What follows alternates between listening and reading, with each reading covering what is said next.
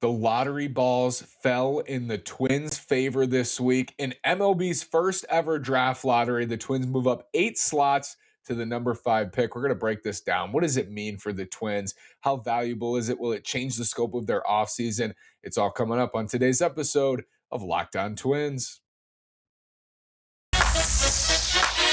You are Locked On Twins, your daily Minnesota Twins podcast. Part of the Locked On Podcast Network, your team every day.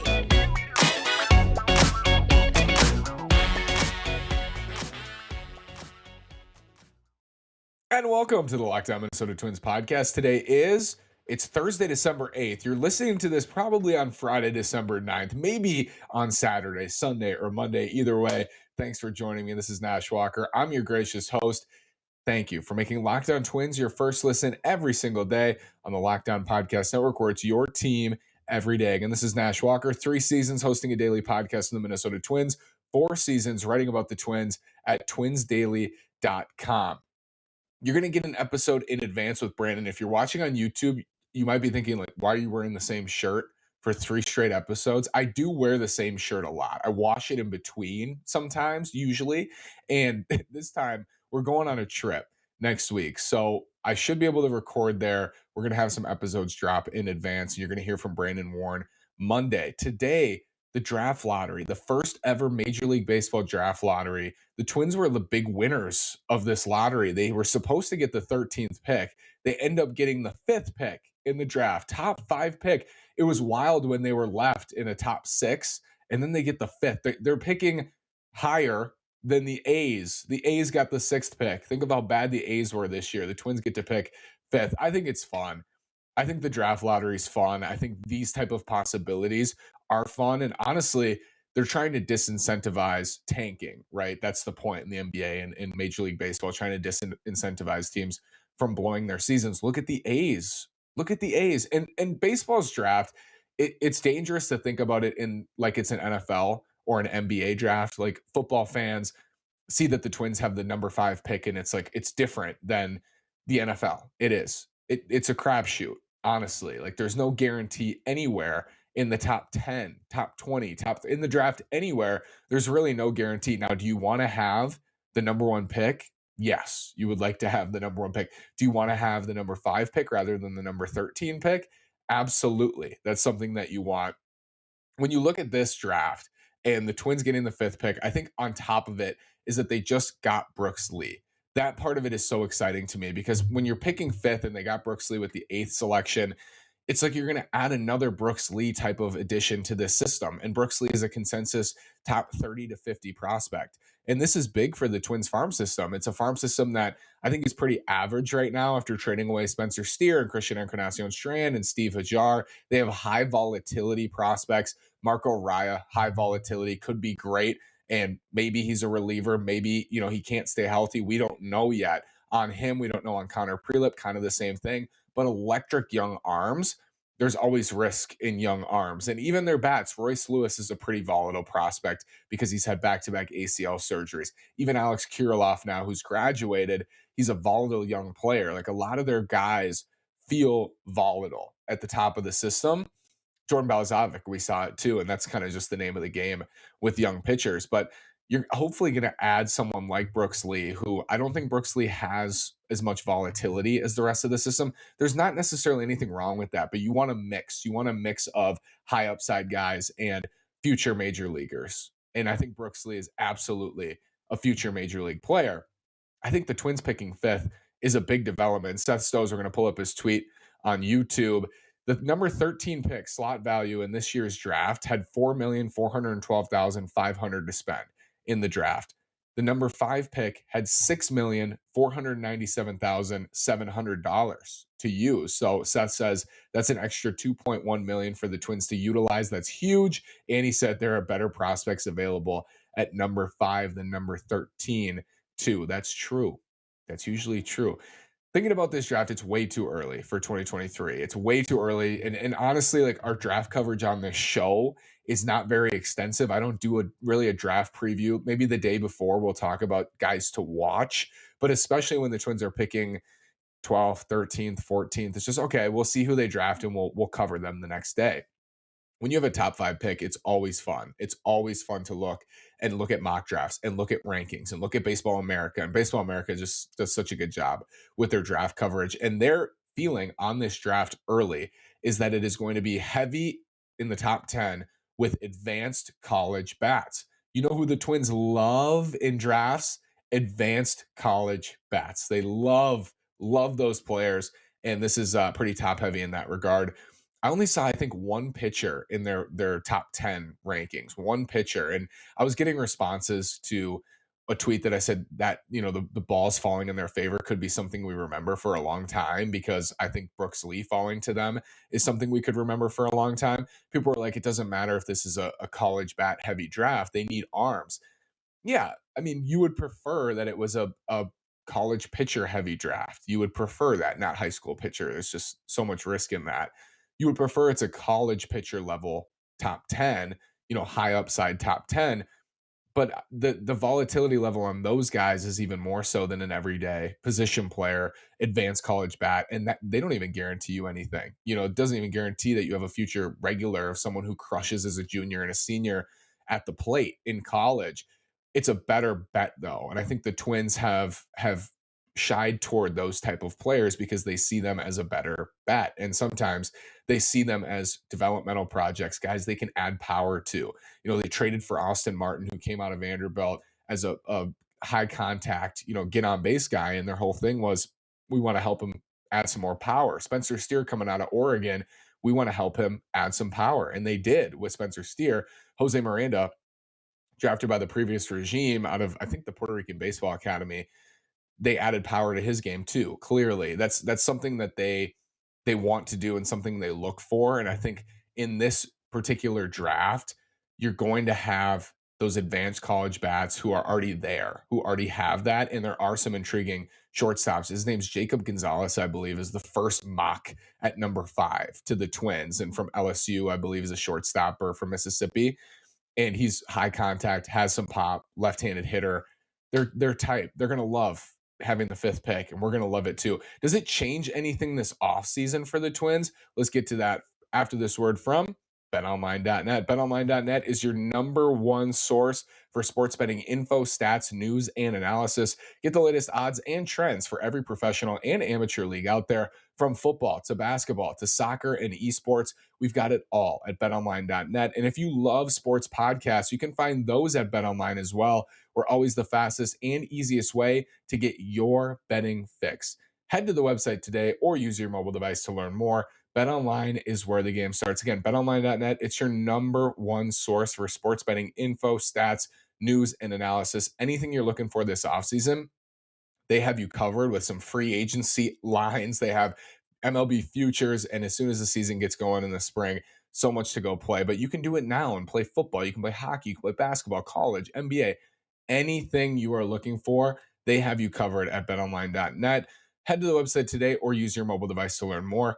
BetOnline is where the game starts. Thank you for making Locked On Twins your first listen today. We are free and available wherever you get your podcast. Make your second listen Locked On Sports today. From the games that matter the most to the biggest stories in sports, go beyond the scoreboard and behind the scenes with local experts and insights only Locked On can provide. Locked On Sports today, available on this app, YouTube, and wherever you get your podcast. Does having the 5th overall pick in 2023, does that impact the Twins offseason at all? Who they're willing to trade, who they're willing to deal?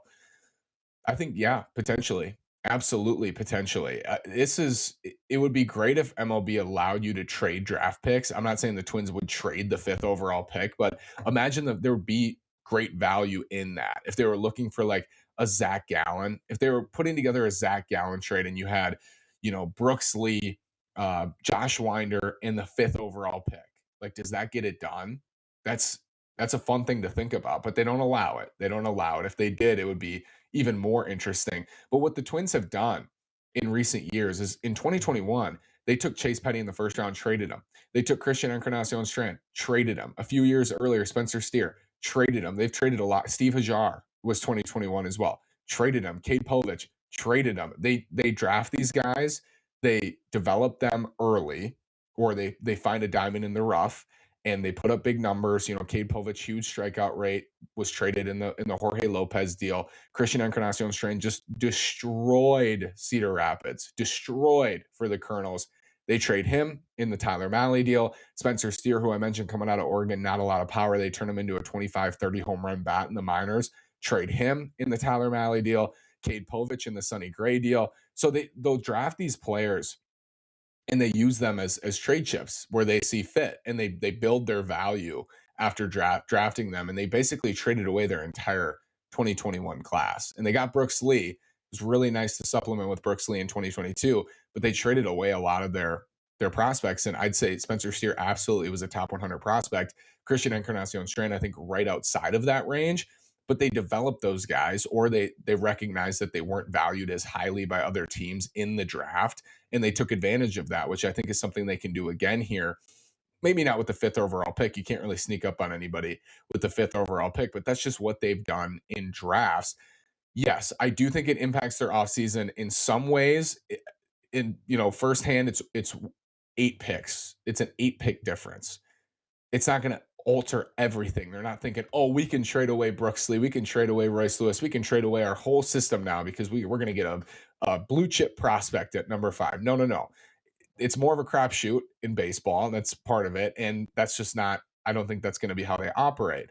But does this make those guys maybe a little bit more expendable? I think, yeah. And Tom Froming tweeted that.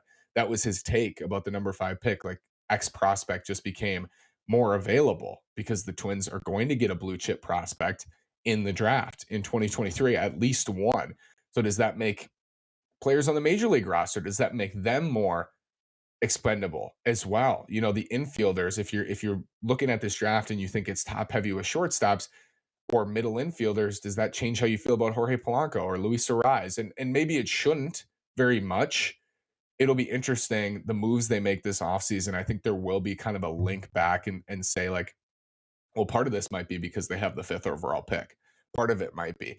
We got a leak today, or a scoop from Ted. Thanks, Ted, for the scoop. Pablo Lopez, potentially a Twins target here on the trade market. Pablo Lopez is somebody we've covered and dissected going back to last offseason. We might have even done it 2 off seasons ago. Pablo Lopez, for those who don't know, right-handed Miami Marlins starter, is coming off a season where he threw 180 innings, has had shoulder problems in the past. I believe shoulder problems. He's had health problems.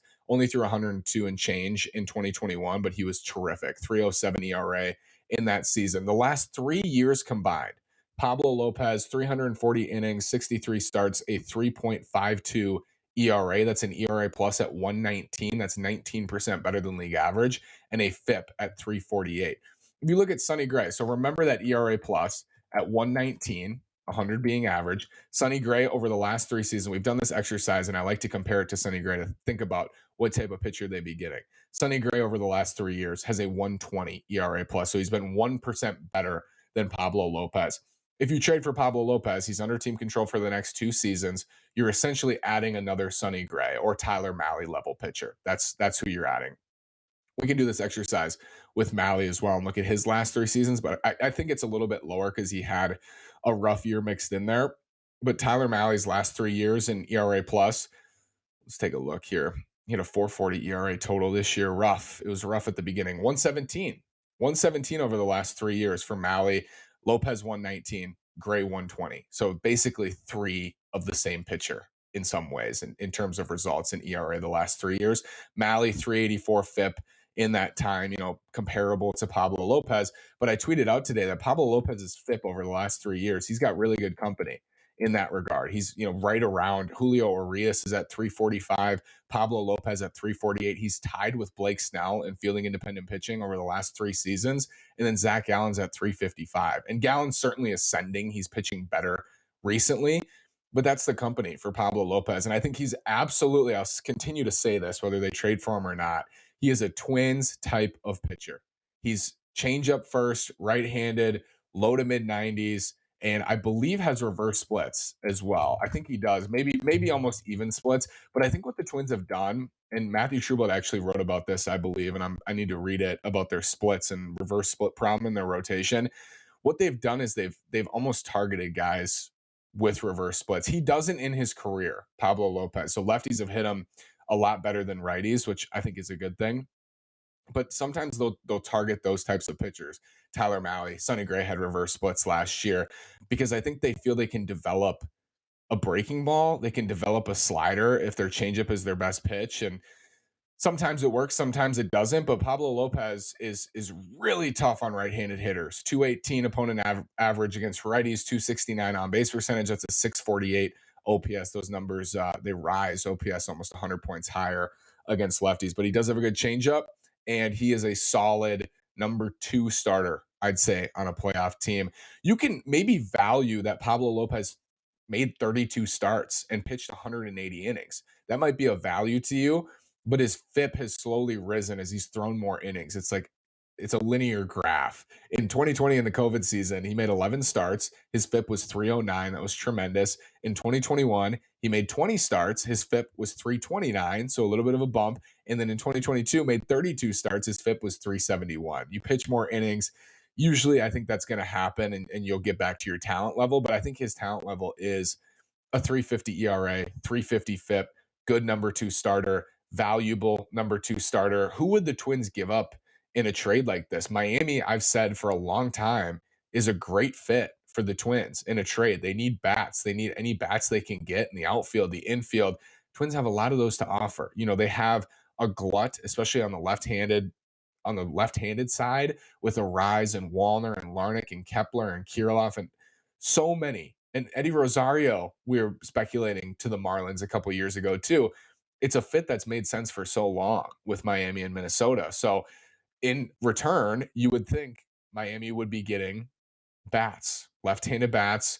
I think Miami wants to try to win and improve, and they have a glut of starting pitchers. They have starting pitchers galore. They have the Cy Young winner in Sandy Alcantara. Trevor Rogers had a rough year, but he was in the Rookie of the Year conversation in 2021. Excuse me. Jesus Luzardo had a really nice year. It was limited. Edward Cabrera looks like he's going to be a stud potentially, and they have more coming, plenty more coming in the system in the way of starting pitching. They can deal Pablo Lopez with 2 years of team control. And I actually said last time we covered him because he was in a mailbag, maybe it makes more sense to trade him now than it did last year when he had 3 years of team control. I think the Marlins need to deal him. They need to get some bats. And excuse me, it doesn't necessarily need to be a major league bat, but I think there's some urgency here because you have arguably the best pitcher in the National League, maybe the best pitcher in baseball in Sandy Alcantara. You have him now on an extension, I believe, too. So it's time to win. It's time to try to get some offense going. And I think that's why they'll want to deal. On the major league side, could that be Luis Arraez? Could it be Jorge Polanco? I said the other day when that Arraez news came out, I would not be super hip on trading Luis Arraez in a package for Pablo Lopez. I would hope they would aim higher. A key part of that is who's the second piece or the third piece in that trade, right? Is it Luis Arraez and Brooks Lee for Pablo Lopez? I'm going to flip this table. Is it Luis Arraez and, a C-level prospect for Pablo Lopez? We'll evaluate that and we'll look at that. Is it Jorge Polanco in a C-level prospect? Is it Jorge Polanco in a B-level prospect? The second part of the deal is very important, of course. And I think the Twins will weigh that too. I'm sure Miami would love to have Arraez and Lee. I don't think Lopez is worth Arraez and Lee in a trade. Is he worth Arraez and, as I said, a lower level B prospect or C level prospect? Yes. I think yes. I think that's debatable for this Twins team.